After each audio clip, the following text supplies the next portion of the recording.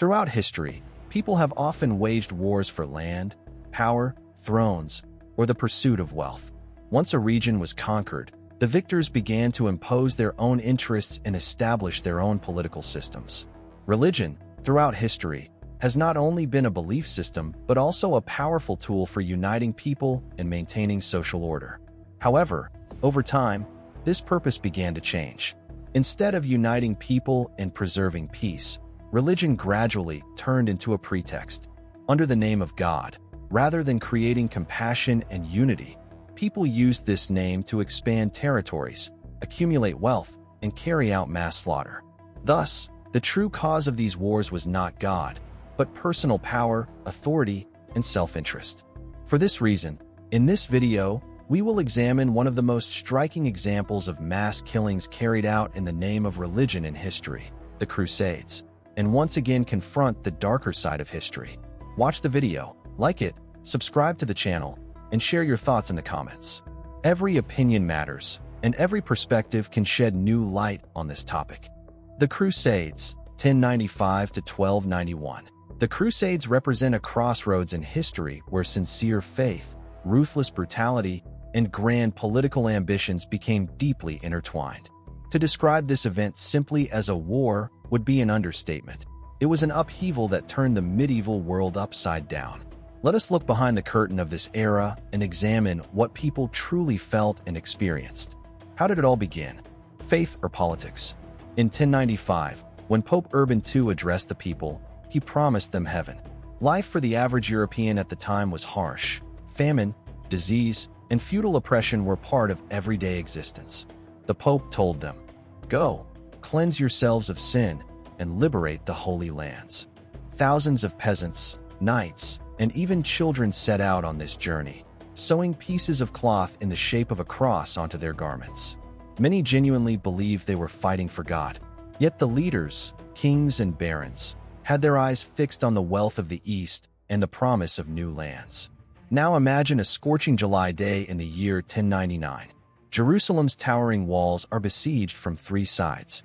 Inside the city, thousands wait in terror, Muslims, Jews, and local Christians alike. For months, they had watched in horror as these ironclad men camped at their gates. Outside the walls stood the Crusaders, who had traveled thousands of kilometers through hunger, thirst, and disease. They had been told that cleansing this city of infidels was God's greatest desire. At last, the siege towers reached the walls, and the dreadful moment arrived. The moment the Crusaders entered the city, it was as if they left their humanity outside the gates. On that day, the streets of Jerusalem were not filled with peace, but with the cold breath of death. People fled for their lives to places believed to be untouchable, sacred sanctuaries. Muslims sought refuge inside the Al-Aqsa Mosque, Jews in their synagogues. They believed that no one would dare spill blood in the house of God. But they were wrong. Blinded by fury, the warriors stormed even into the mosques, slaughtering everyone in their path, from infants still at their mother's breasts to elderly men leaning on their canes, wading through blood that reached their knees. Even Christian chroniclers of the time wrote in horror that horses struggled to find footing among severed heads and limbs. Most tragic of all was this. In one hand, the perpetrators held blood-soaked swords. In the other, the cross, the symbol of Jesus, peace be upon him, who preached peace, mercy, and love for one's enemy. Invoking the name of the divine, they extinguished divine life in the most brutal manner imaginable. The city's once majestic silence was replaced by screams and the crackling of burning buildings. It was as if, on that day in Jerusalem, not only human beings were slaughtered, but the conscience of humanity itself was murdered. The history of the Crusades is often portrayed as nothing more than a clash between the cross and the crescent. Yet behind this simplified image lies a far darker and more complex drama. The flames of these wars did not burn only Muslims. They also consumed Jews who shared the same lands, and even Christians themselves. Let us turn to the lesser-spoken, yet deeply painful chapters of this history. Everything began long before the roads to Jerusalem ever came into view. In the heart of Europe, along the banks of the Rhine River, passionate crowds preparing to march toward the Holy Land paused and looked around them. A terrifying idea had been planted in their minds. We are going to fight distant enemies. But what about the infidels among us? With this logic, they turned on the Jewish communities who had lived beside them for centuries. Chanting slogans like "Killers of Christ," they slaughtered peaceful civilians and looted their homes. This became one of the earliest large-scale massacres in history, where religious radicalism turned inward against innocent minorities. Before the Crusaders ever reached Jerusalem, their hands were already stained with the blood of their own neighbors. Yet the most shocking and unsettling episode occurred in 1204 during the Fourth Crusade. This time, the target was not Muslims, but Constantinople, the jewel of the Christian world. Catholic crusaders who had set out to liberate Jerusalem instead attacked this magnificent city, home to their fellow believers, Orthodox Christians. Imagine it, people who believed in the same Bible, who prayed the same prayers, spilling one another's blood. When the Crusaders entered the city, they showed no mercy. They looted Hagia Sophia, the greatest cathedral of its age, shattered sacred icons, and divided church treasures among themselves.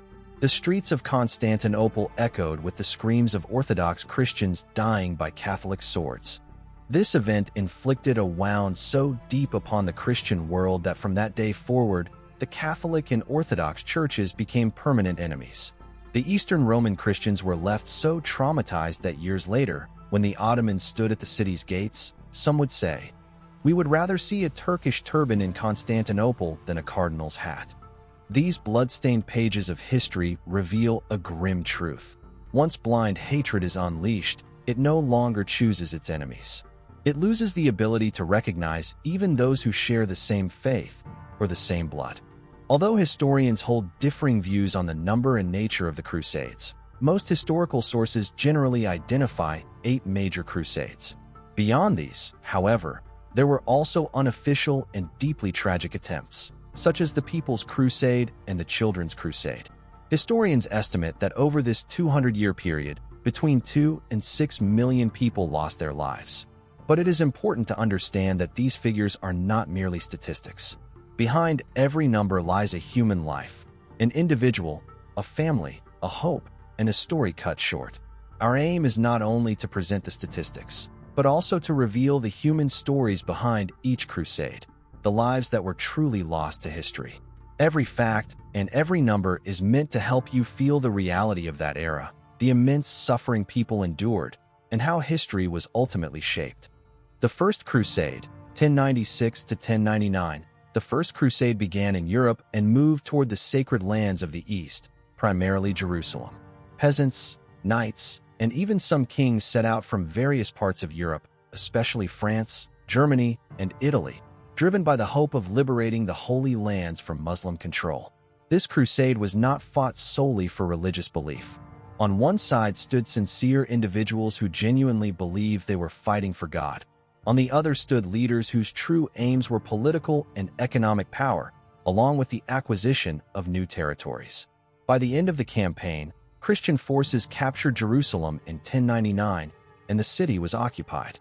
It is estimated that around 300,000 people lost their lives, both along the journey and in the battles themselves. Within Jerusalem, thousands of civilians, women, children, and the elderly became victims of the occupation. Behind every number stood a human life, a family, and a future cut short. In history, the First Crusade has been remembered both as a religious victory and as a great human tragedy.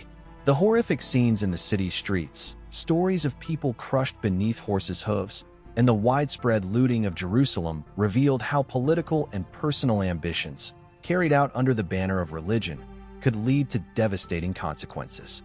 This crusade also marked one of the first moments in history when religious radicalism proved that it could turn not only against declared enemies, but also against one's own people and neighboring communities.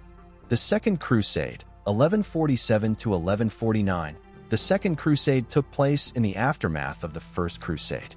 Its primary objective was to respond to the Muslim capture of Edessa in 1144 and to secure the safety of Jerusalem. This time, kings and knights from Europe, particularly from France and Germany, joined the campaign. The crusade was led by King Louis VII of France and King Conrad III of Germany. The European forces united and marched eastward, but unlike the First Crusade, this campaign proved far more difficult and destructive. Along the way, the armies suffered devastating losses due to famine, disease, and continuous fighting. Historians estimate that approximately 200,000 to 250,000 people lost their lives during this crusade. Moreover, the campaign failed to achieve its central goal. Jerusalem was never reached, and the expedition ended in failure.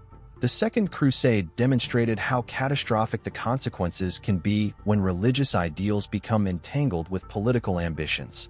Despite their efforts, Christian forces were unable to overcome Muslim defenses, and they failed to capture key cities.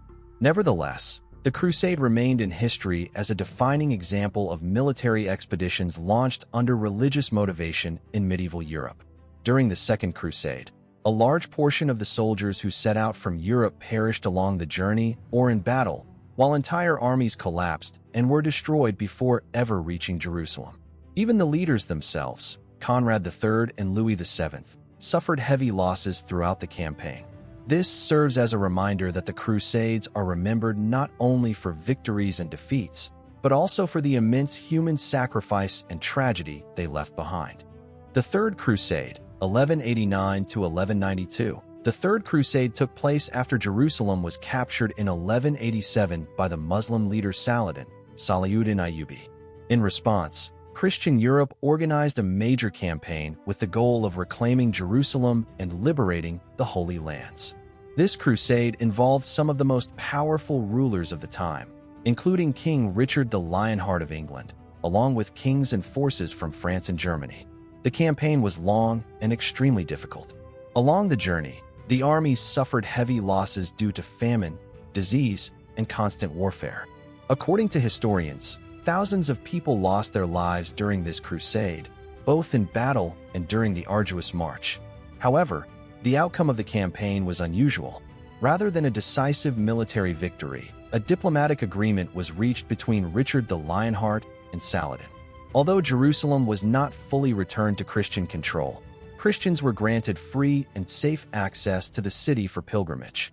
The Third Crusade is remembered not only for its battles, but also for its diplomacy. The mutual respect, strategic maneuvers, and honorable conduct between Richard and Saladin are still widely discussed in historical accounts today. This crusade also demonstrated that wars launched in the name of religion do not always produce absolute victories. Sometimes, they lead to unexpected outcomes, where ideals are defended, but goals remain only partially fulfilled. For Christian Europe, the Third Crusade became a defining example. The involvement of great leaders, immense human loss, and the role of diplomacy were etched into history. It is a chapter where warfare and human stories intertwine, creating a segment that is both dramatic and deeply thought-provoking for the viewer. The Fourth Crusade, 1202 to 1204. The Fourth Crusade was originally planned to march toward the Holy Lands, but events along the way completely changed its course. This time, large forces from Christian Europe set out, led primarily by leaders from France and Venice. The initial goal was to liberate Jerusalem, but financial and political interests, combined with the unplanned decisions of the leaders, redirected the crusade entirely. This time the target was not the Muslims of the East, but Constantinople, the jewel of the Christian world. Along the journey, the forces intending to reach Jerusalem encountered both fascinating and tragic events. The most decisive change came with the leader's choice to capture Constantinople.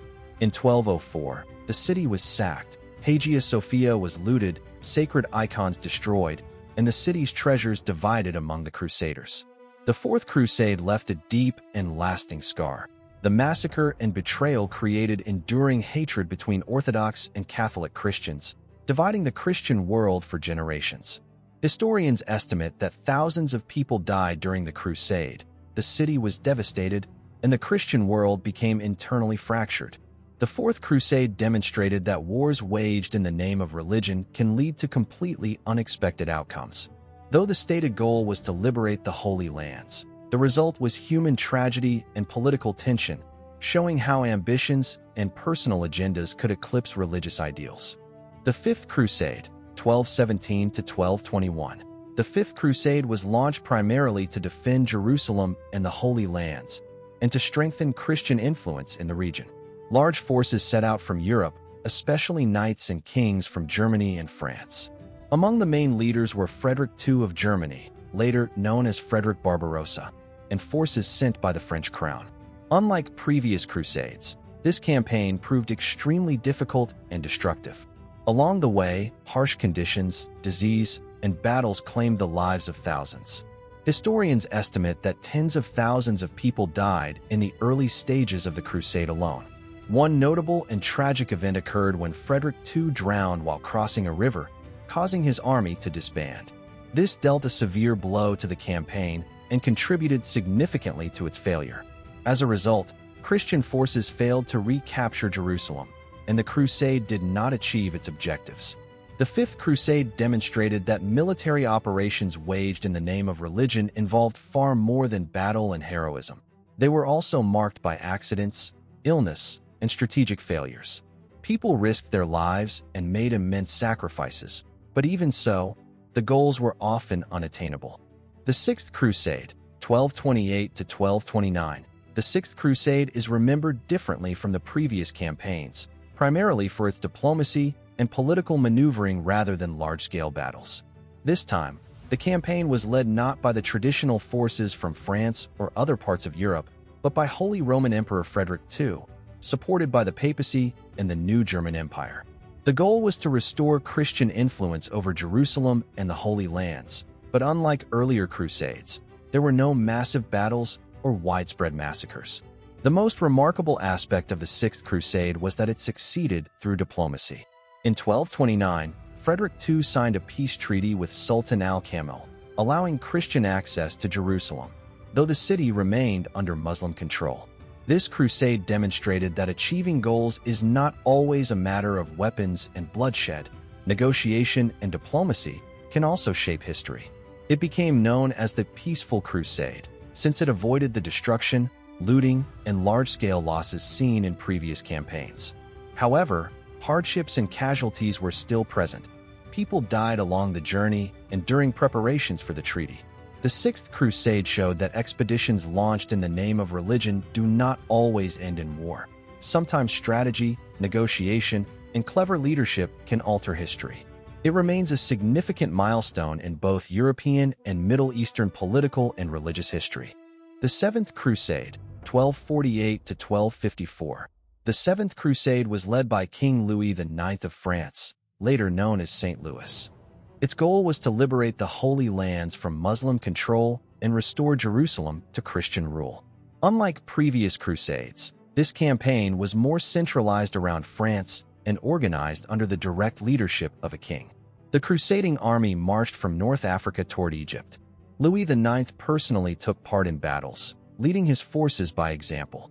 However, along the way, famine, disease, and combat claimed the lives of thousands of soldiers and civilians. Historians estimate that tens of thousands died during this campaign. Ultimately, the main objective, to recapture Jerusalem, was a complete failure. Muslim forces, particularly the Ayyubids in Egypt, successfully halted the Christian army and forced them to retreat. Despite this, Louis IX's determination and personal sacrifice during the crusade earned him a lasting place in history as St. Louis. The Seventh Crusade demonstrated that even well-led campaigns could fail, and that the human cost, both physical and emotional, was immense. The Eighth Crusade, 1270 to 1291. The Eighth Crusade began under the leadership of King Louis IX of France, St. Louis, and spanned from 1270 to 1291. Its purpose was to defend Jerusalem and the Holy Lands, and to strengthen Christian influence in the region. Unlike earlier crusades, this period was marked by a combination of diplomacy, military campaigns, and long-term planning, but the human cost and tragedies continued unabated. During the campaign, Christian forces moved toward North Africa and the East. Louis IX led his army from the front, yet along the way, disease, famine, and combat claimed the lives of thousands of soldiers and civilians.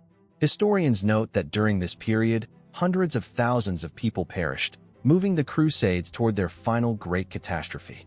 Ultimately, the Eighth Crusade failed to fully restore Jerusalem or the Holy Lands to Christian control. In 1291, The city of Acre fell to Muslim forces, marking the end of Christian presence in the Holy Lands. The Eighth Crusade remains remembered as a final testament to religious motivation and human sacrifice. It demonstrated that wars launched in the name of religion are not defined solely by battles. They are also shaped by political maneuvers, disease, and prolonged losses. This crusade marked the last major chapter of the Crusades in both European and Middle Eastern history. And so, we have reached the end of a journey of exploration. Throughout history, countless massacres have been carried out in the name of God, and we have explored just one of them. It is striking how, over the centuries, people have fought wars for power and later turned against each other over their differences. Today, these battles often continue, not with weapons, but within our thoughts and choices. Each of us seeks to choose our own path, to shape our own beliefs. For me, faith should be a choice. People must read, research, reflect, and only then discover their own truth. Perhaps there are some of us who have never questioned these matters, but let us not forget that we are human. Each path may be different, but every path has its value. Truthfully, being human is itself a search. Our thoughts, our fears, and our questions, all of it makes us more human. And perhaps the most beautiful part of life is this. Even though we are different, we share the same world, and we strive to understand one another.